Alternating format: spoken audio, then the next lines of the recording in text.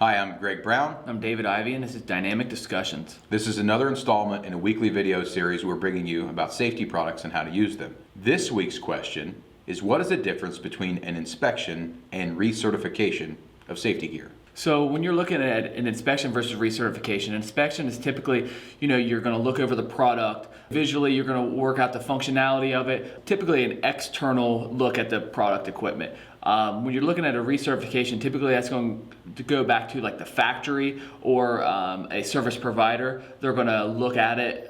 They might open it up, look inside of it if it's a self-retracting lifeline, but it's going to be a more extensive look into the product. Yeah, and the way I consider it, there's kind of three levels to this. There is your on-site pre-use inspection that you're using daily, performed by the worker that's using the product for the task. There is your competent person inspection, which is done at least annually, and that's certainly more involved. And then recertification, it is not an inspection, but you go through the product similarly.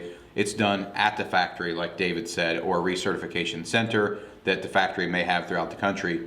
But it is a deep dive. They're peeling things apart. They're cracking things open. They're inspecting certain things, and then they will likely have a manufacturer certification that this is as good as a new product when it's all done.